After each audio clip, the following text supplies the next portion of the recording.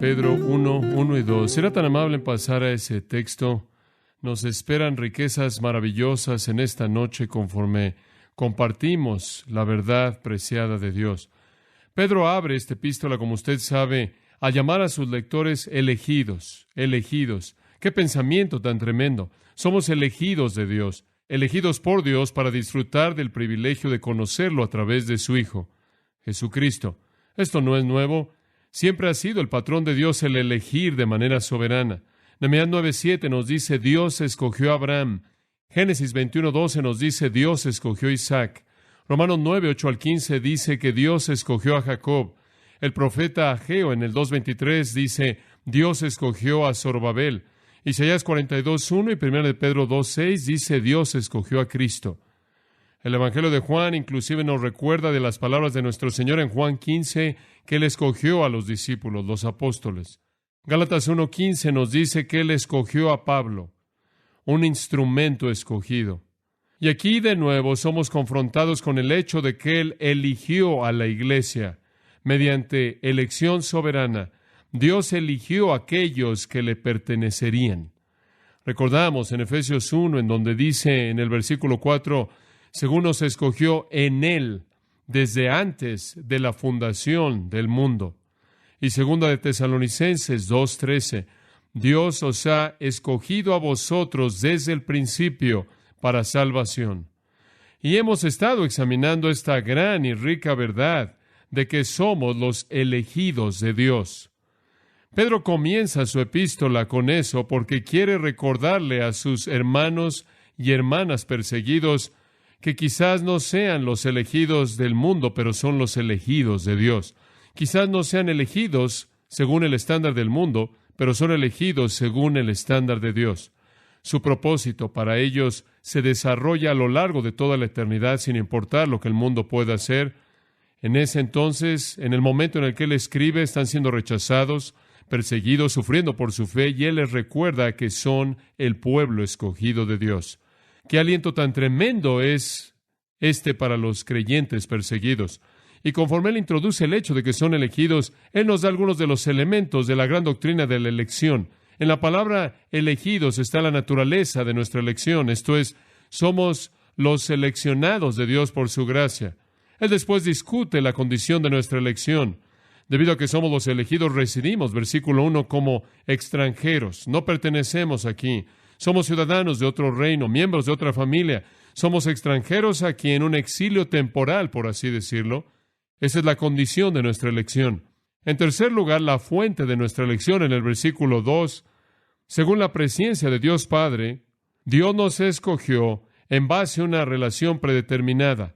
Somos elegidos por Dios en base a su propio preconocimiento. Y dijimos que eso no significa ver de antemano, eso no significa información obtenida mediante observación.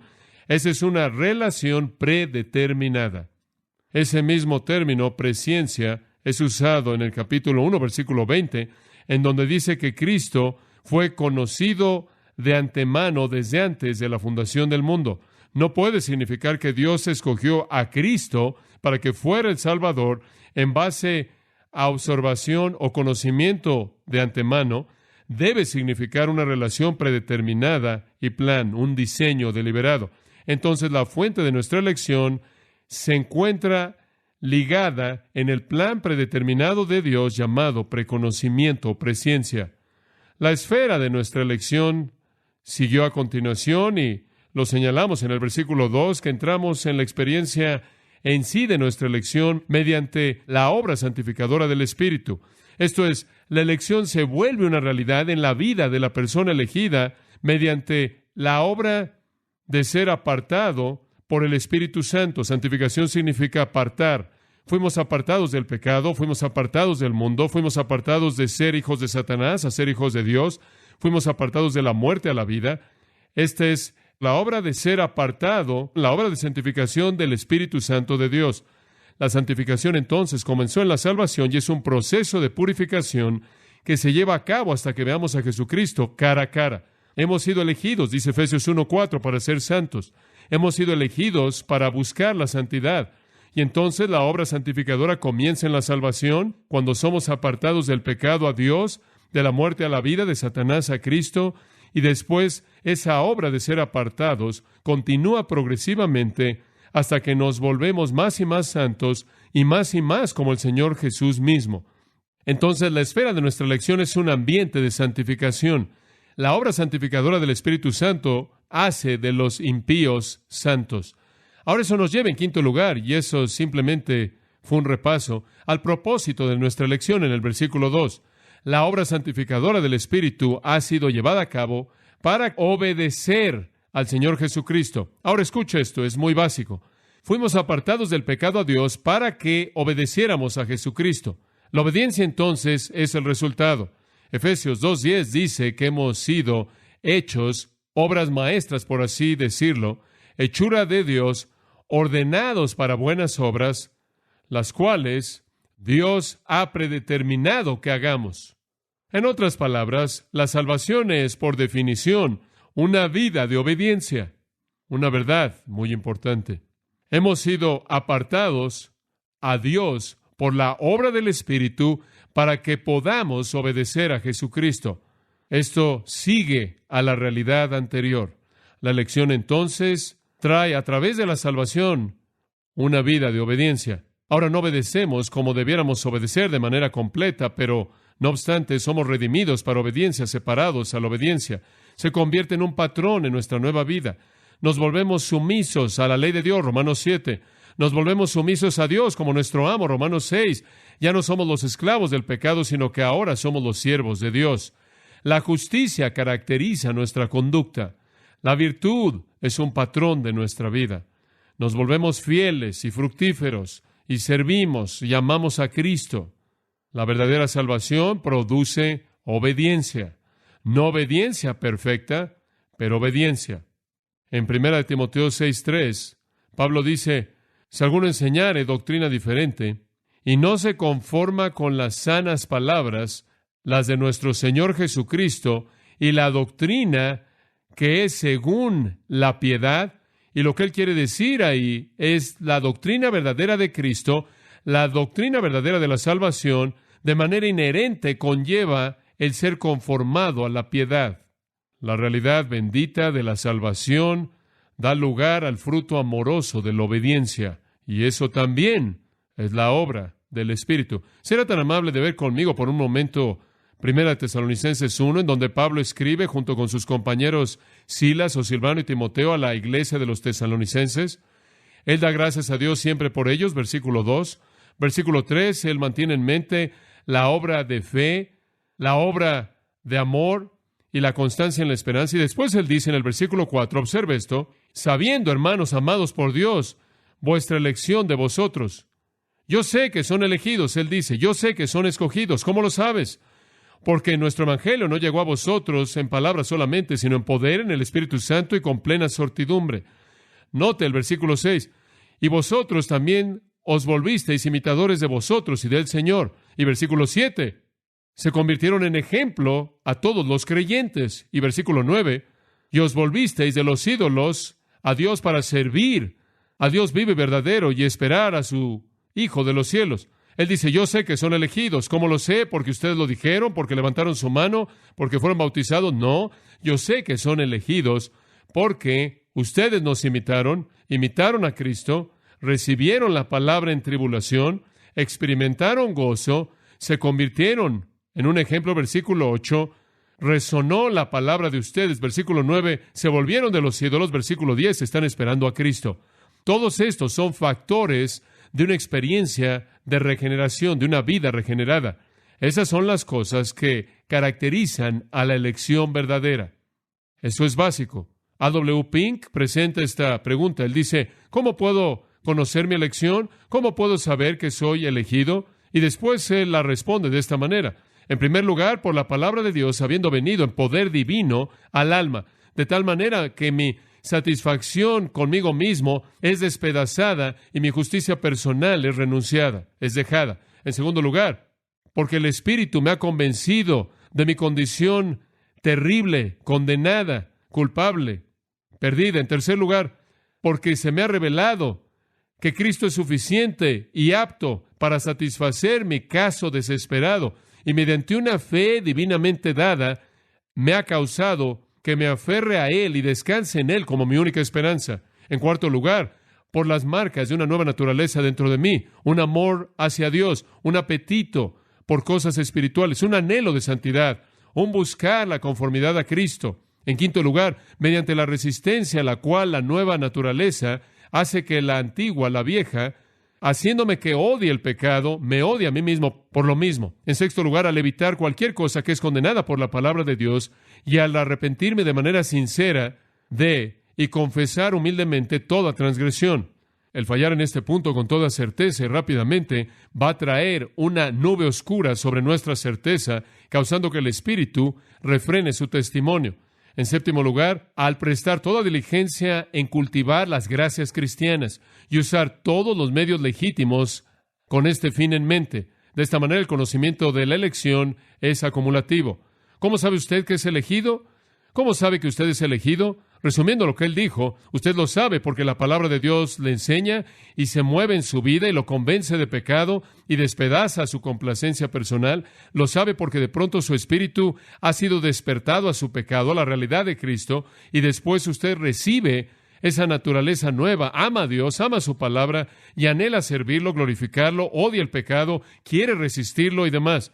Todo eso realmente, en el término más común, refleja un corazón obediente. Usted obedeció la palabra, usted obedeció la convicción del Espíritu, usted obedeció la obra de Cristo, usted obedece lo que las Escrituras lo llaman a hacer. La obediencia es la marca, es el resultado, es la respuesta que viene a uno que verdaderamente es redimido.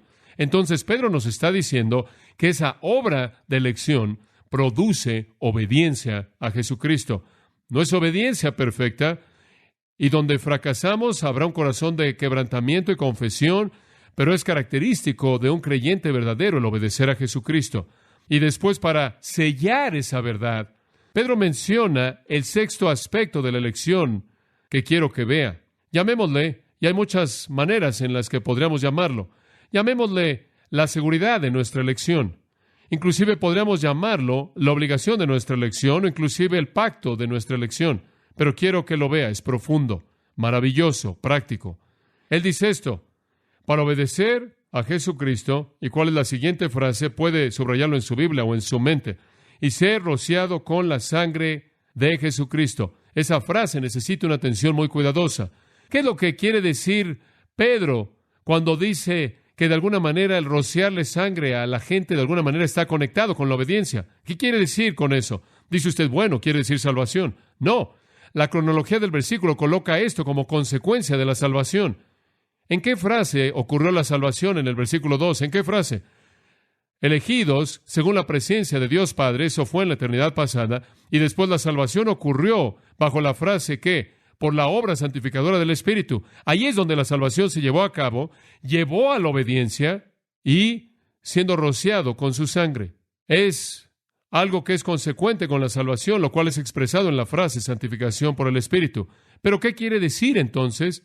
¿Qué es consecuente con el acto de la salvación que involucra el ser rociado con sangre? Bueno, si usted estudia las Escrituras como lo hice al investigar esto, solo hay unas cuantas ocasiones en donde hubo personas que fueron de hecho rociadas con sangre. Y no en la expiación, no en el día de la expiación, cuando la gente rociaba con sangre. En ninguna de las ocasiones de las ofrendas de pecado, ofrendas por transgresión, en ninguna de esas ocasiones alguien fue rociado con sangre. El altar fue rociado con la sangre de animales, pero no la persona. De hecho, la gente fue rociada con sangre en 2 ocasiones en la ley levítica. Muy interesante, por cierto. Una de ellas fue un leproso. Y en la limpieza simbólica de un leproso, Levítico 14:6 y en adelante, la sangre de un ave fue rociada en un leproso. Y la sangre de un carnero fue rociada sobre Aarón y sus hijos en la limpieza simbólica y la consagración de Aarón y sus hijos al sacerdocio, según Levítico 8, Éxodo 29. Las únicas 2 ocasiones. la sangre de un ave rociada sobre un leproso, Levítico 14, la sangre de un carnero rociada sobre Aarón y los sacerdotes cuando fueron apartados al sacerdocio. Ninguna de las dos encajan con esto. Pedro no está hablando de un leproso y no está hablando de sacerdotes. ¿Qué otra ocasión ocurre en el Antiguo Testamento que viene a la mente de Pedro que tiene que ver con rociar sangre a la gente? Solo hay una, y solo sucedió en una ocasión. Y es muy claro que eso es exactamente lo que Pedro tiene en su mente. Solo ocurrió una vez y ocurrió antes de la legislación levítica. Está afuera de la legislación levítica, no fue parte de esa legislación para Israel. Sin embargo, esa ocasión es tan significativa que es mencionada dos veces en Hebreos 9:19 y Hebreos 12:24, las únicas dos veces en las que se hace referencia a este incidente. Ahora vayamos a encontrarlo en Éxodo capítulo 24. Esto es fascinante. Éxodo capítulo 24. Voy a leer los versículos 3 al 8. Sígame conforme leo. Y Moisés vino y contó al pueblo todas las palabras de Jehová y todas las leyes, y todo el pueblo respondió a una voz y dijo: haremos todas las palabras que Jehová ha dicho. Y Moisés escribió todas las palabras de Jehová. Y levantándose de mañana edificó un altar al pie del monte y 12 columnas, según las 12 tribus de Israel. Y envió jóvenes de los hijos de Israel, los cuales ofrecieron holocaustos y becerros como sacrificios de paz a Jehová. Y Moisés tomó la mitad de la sangre de esos animales y la puso en tazones y esparció la otra mitad de la sangre sobre el altar. Y tomó el libro del pacto, la palabra de Dios, la instrucción de Dios, y lo leyó a oídos del pueblo, el cual dijo: haremos todas las cosas que Jehová ha dicho y que, subraye eso, obedeceremos. Entonces, versículo 8, Moisés tomó la sangre y roció ¿sobre quién? El pueblo. Y dijo: he aquí la sangre del pacto que Jehová ha hecho con vosotros sobre todas estas cosas. Ahí está la única ocasión en donde sangre fue rociada sobre personas, fuera de las dos que mencionamos. Solo sucedió una vez y es llamada la sangre del pacto. Ahora permítame rastrear esta idea. Escuche con atención y vea lo que esto significa. Los puntos principales que debemos notar son estos. Moisés proclamó al pueblo la palabra de Dios, y el pueblo respondió con una promesa acerca de obedecerla. Versículo 3. Todas las palabras que Jehová ha hablado, haremos. Moisés entonces escribió las palabras, construyó un altar, envió a jóvenes a ofrecer holocaustos y ofrendas sacrificiales de paz, de bueyes a Jehová, y después la mitad de la sangre de esos sacrificios, esa sangre la roció sobre el altar, y el resto, según el versículo 6, la colocó en algún tipo de tazones. Y después él tomó el libro del pacto, el cual es la palabra de Dios que él había escrito, lo leyó ante todo el pueblo de nuevo, y ellos respondieron con otra promesa de obediencia. En el versículo 7 dijeron: lo haremos todo, seremos obedientes. Ahora escuche con atención. Ellos estaban haciendo un pacto de obediencia con Dios mediado por el sacrificio. Era una promesa de obediencia. La otra mitad de la sangre, Moisés entonces la tomó de los tazones y la roció sobre el pueblo, diciendo: aquí la sangre del pacto que el Señor ha hecho con vosotros, según todas estas palabras. Versículo 8. En tiempos antiguos, cuando dos personas hacían un pacto, ese pacto normalmente se sellaba con sangre. Y había ocasiones en las que esa sangre era normalmente colocada en ambas partes. Y ese era un pacto de sangre, de compromiso, para que guardaran un pacto. Era común en culturas antiguas. Y sucedió ese día. Y el pacto fue este: prometemos, oh Dios, que nosotros, ¿qué? Obedeceremos tu palabra. Era un pacto de obediencia. Un pacto de obediencia sellado en sangre. El propósito primordial de rociar sangre fue para consagrar, para obligar a las partes del pacto. Se estaba haciendo un vínculo entre Dios y el pueblo. Ahora sigue esto, usted no debe perder esto, porque hay una conclusión tremendamente emocionante en esto. Hay un vínculo que se hace entre el pueblo y Dios. El pueblo está prometiendo que va a guardar su palabra. Y la sangre sobre ellos indica su parte del pacto. La sangre sobre el altar indica la parte de Dios del pacto. Rociar la sangre sobre el pueblo simbolizaba el compromiso de ellos con la obediencia. Rociar la sangre sobre el altar simbolizaba el compromiso de Dios con la fidelidad. Y yo creo que eso es exactamente lo que Pedro tenía en mente. Ese es el único lugar en las Escrituras en donde usted tiene esa conexión entre la obediencia y el rociar sangre. Y Pedro, claro, siendo un judío y conociendo bien ese pasaje, encuentra en él un paralelo tremendo para el cristiano y el asunto de la elección. Escuche, cuando estos creyentes fueron salvados, a quienes Pedro escribió, cuando fueron salvados por la obra santificadora del Espíritu Santo, haciendo de su elección pasada una realidad presente, fueron metidos en un pacto con Dios que fue sellado por sangre, sellado con sangre. Fue un pacto de obediencia.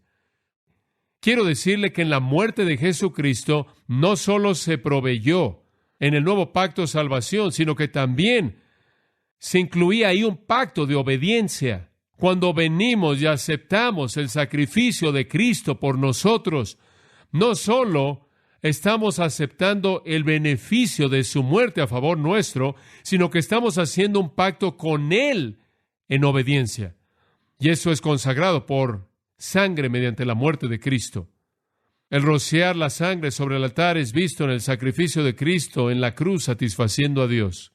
De hecho, le podría parecer interesante el saber que Jesús, cuando Él murió, citó Éxodo 24. Las palabras exactas, cuando Él habló de su sacrificio como la sangre del pacto. Y de manera inherente en el nuevo pacto había una promesa. Y la promesa era que el Señor vendría y nos redimiría y nosotros responderíamos en guardar su palabra. Crear una salvación sin ese pacto es crear un pacto falso.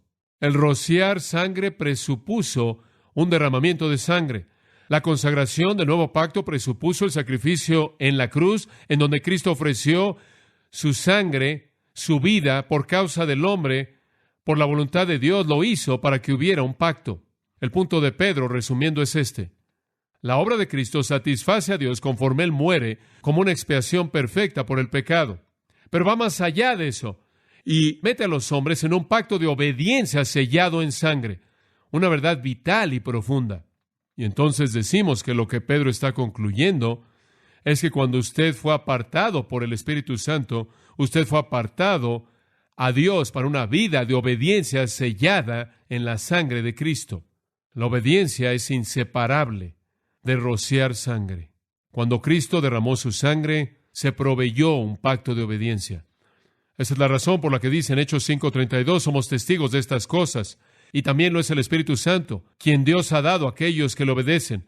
La obediencia es inherente en el pacto. La salvación y la obediencia son dos lados del nuevo pacto. Son dos lados del nuevo pacto. En Romanos 6, ahí por el versículo 17, creo, mas gracias sean dadas a Dios que aunque erais esclavos del pecado, os volvisteis obedientes. Usted no puede hablar de salvación sin hablar de obediencia. Usted no puede hablar de un nuevo pacto sin hablar de obediencia. Y la sangre fue rociada simbólicamente en nosotros como nuestra parte de obediencia y en Dios como su parte de fidelidad. Hemos sido elegidos para obedecer. Elegidos para obedecer. Y hay un pensamiento más, y este es el que me emociona. Escuche esto. Dice usted, bueno, ahora, ¿por qué la sangre rociada sobre el altar? ¿Cuál es la parte de Dios? Escuche esto. La sangre rociada sobre nosotros simboliza nuestro compromiso con la obediencia. La sangre rociada sobre el altar, sobre Dios, simboliza su compromiso con el perdón. ¿Escuchó eso? Con la gracia. Un pensamiento maravilloso. Ese es el pacto. El pacto es que prometemos obedecer y Dios promete perdonar cuando no obedecemos. ¿No es ese un pacto maravilloso? Eso es lo que la sangre proveyó. Esos son los dos lados del pacto de obediencia y esa es la seguridad de nuestra elección. Estamos seguros como elegidos debido al pacto.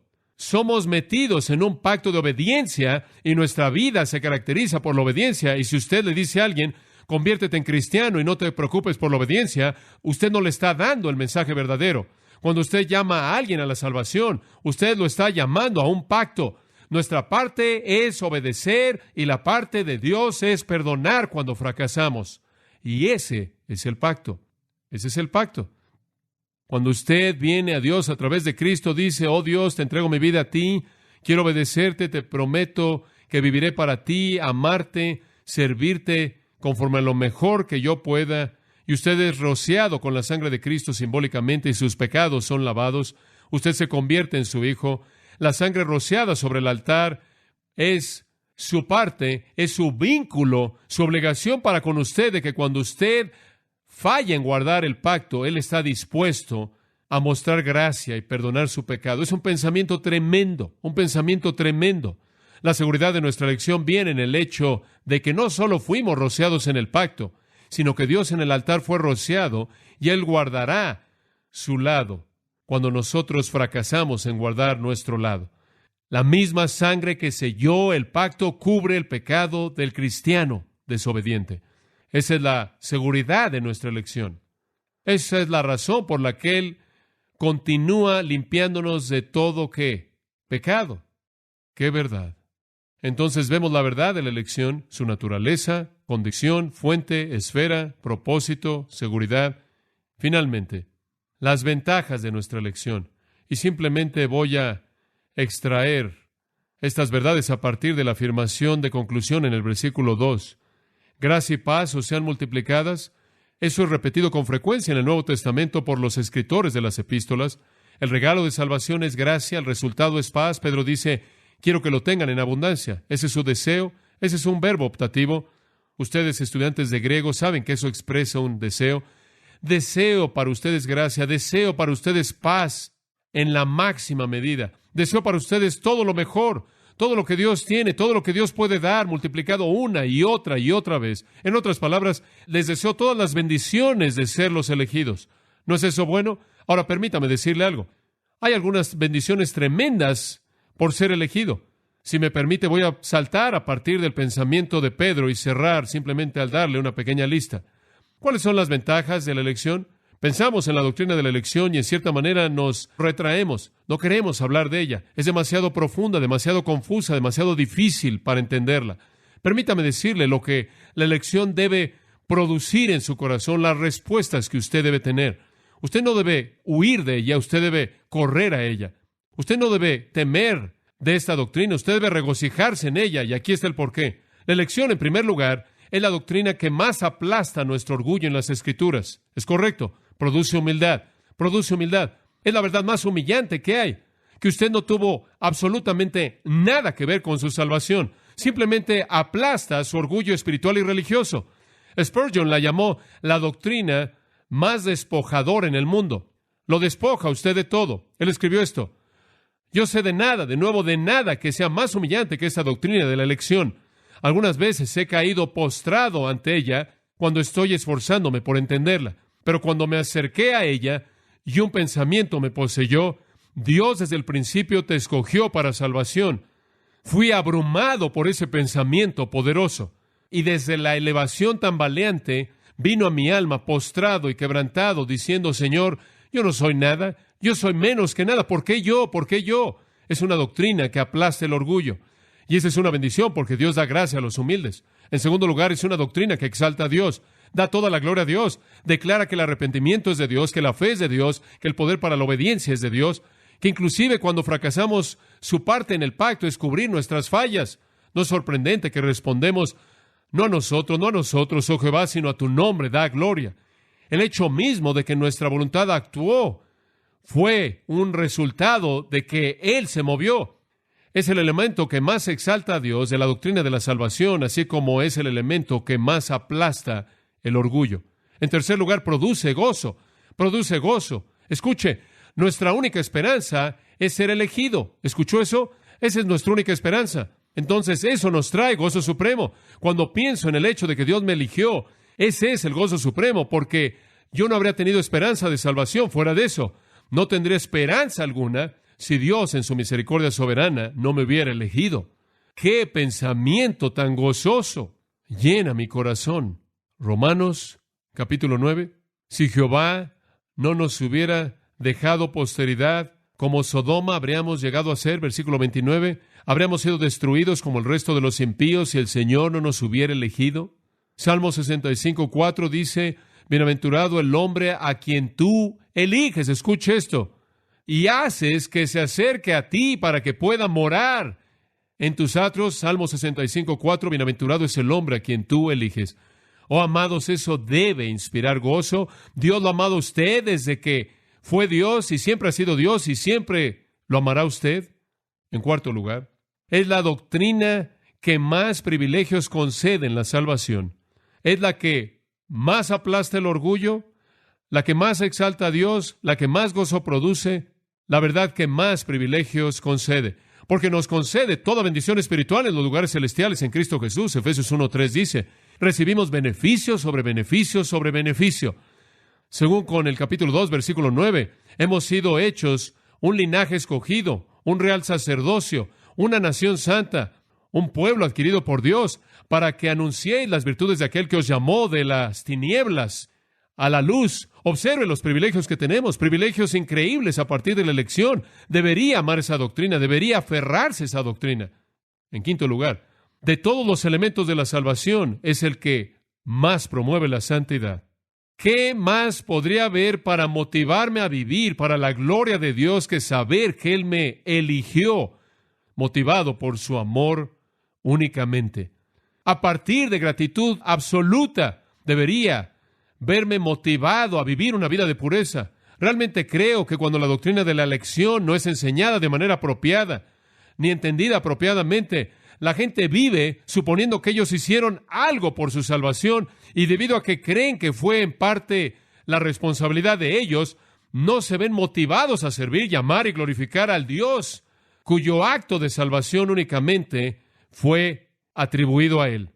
Usted no le ayuda a la gente al no ayudarles a entender esto. ¿Por qué cree usted que Pablo en Colosenses 3:12 dice, vestíos pues como escogidos de Dios, santos llamados, de entrañable misericordia, de benignidad, humildad, paciencia y demás? Entiendan que debido a que son los elegidos de Dios, ¿qué cosa tan absolutamente motivadora es esta? La elección debería producir obediencia. Spurgeon de nuevo dijo, nada bajo la influencia de gracia del Espíritu Santo puede hacer que un cristiano sea más santo que el pensamiento de que él es elegido. ¿Pecaré, dice él, después de que Dios me ha escogido? ¿Transgrederé después de un amor tan grande? ¿Me desviaré después de tanta misericordia y gracia? No, Dios mío, debido a que tú me has elegido, te amaré, viviré para ti, me entregaré a ti para ser tuyo por siempre, consagrándome solemnemente a mí mismo a tu servicio. Fin de la cita. Es algo que nos motiva. En sexto lugar, la doctrina de la elección. De todos los elementos de la salvación, la doctrina de la elección es la que más fortaleza nos da. ¿Qué quieres decir? Si soy elegido, estoy seguro. Si entré en un pacto de obediencia a través de el rociamiento de sangre y la sangre fue rociada en el altar representando a Dios, significa que Dios está obligado a guardar el pacto. Mi parte es obedecer, su parte es perdonar mi desobediencia. Estoy seguro en eso. Es el elemento que más fortaleza da, el saber que el que comenzó en vosotros la buena obra, la perfeccionará hasta el día de Jesucristo. Jesús dijo, el que a mí viene, no le echaré fuera. Todo lo que el Padre me da, vendrá a mí. Y no he perdido ninguno de ellos. Yo los resucitaré en el día postrero. ¿Por qué? Porque son los elegidos. Escuchen, amados, si son elegidos, eso sella su eternidad. ¿Qué verdad tan fortalecedora es esta? Y de nuevo regreso a lo que Spurgeon dijo en este tema. Escuche a esta cita más bien larga, pero rica. Y cito, él dijo, ningún hombre va a ser tan valiente como aquel que cree que él es elegido de Dios. ¿Qué le importa al hombre si él es elegido por su Hacedor? ¿Qué le importan a él los cantos insignificantes de algunas pequeñas aves cuando él sabe que él es un águila de una raza real? ¿Le importará cuando el mendigo le apunta, cuando la sangre real del cielo corre por sus venas? ¿Acaso él temerá, aunque el mundo entero esté en contra de él? Si la tierra estuviera en contra de él, él mora en paz perfecta, porque él está en el lugar secreto del tabernáculo del Altísimo, en el gran pabellón del Todopoderoso. Yo soy de Dios, dice él. Yo soy distinto del resto de los hombres. ¿Acaso mi nombre no está escrito en el libro de Dios? ¿Se preocupa por el mundo? No. Como el león no se preocupa por el perro que le ladra. Él sonríe a todos sus enemigos y cuando se acercan a él, él se mueve y los despedaza. Él camina como un coloso, mientras que los hombres pequeños caminan debajo de él y no lo entienden. Su ceño está hecho de hierro, su corazón de pedernal. ¿Le importa a él el hombre? No. Si un suspiro universal viniera del mundo entero, sonreiría ante él y diría: el que ha hecho a Dios su refugio encontrará una morada sumamente segura. Fin de la cita. Es correcto. ¿Qué tememos? Somos los elegidos. Nada puede hacer que un hombre sea más valiente, más fuerte, que tenga más denuedo, más seguro que eso. ¿Ve usted qué tan maravillosa es esta doctrina? Es una doctrina maravillosa. Aplasta nuestro orgullo, nos hace humildes, exalta a Dios, produce gozo desde las profundidades de nuestro ser, concede privilegios, motiva la santidad, da fortaleza y valentía. ¿Puede ignorar ese tipo de doctrina? Si la iglesia ignora esa doctrina, observe de lo que se pierde. Es una verdad tremenda. Amados, necesitamos entender lo que Dios nos ha dado en su gracia.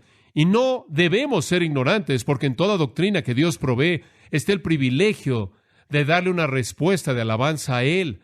Y por lo tanto, ignorar la doctrina de la elección sería retrasar nuestra capacidad de alabar y glorificar a Dios. Oremos juntos. Cuán agradecidos estamos porque tú nos escogiste. Estamos asombrados y sí, no lo entendemos en su totalidad. Pero, oh Dios, cómo nos regocijamos en ello. Cómo nos regocijamos en ello. Estamos en el pacto de obediencia. Cuando venimos a Cristo, fue el deseo de nuestro corazón obedecerlo. Y estamos tan agradecidos porque fue tu deseo y tu promesa, a través de la sangre, el perdonar nuestra desobediencia. Nosotros, como el Israel de la antigüedad, hemos recibido promesas grandiosas para que obedezcamos. Y nosotros, como el Israel de la antigüedad, hemos hecho promesas grandiosas de que obedeceremos, y nosotros, como ellos, hemos fracasado. Gracias por la sangre que cubre esos fracasos. Gracias por elegirnos. Gracias por elegir a tu iglesia. Oh, misterio, misterio, misterio. Pero lo que es misterio a nuestro intelecto es un rayo de sol a nuestros corazones. Gracias por lo que has hecho por nosotros. Amén.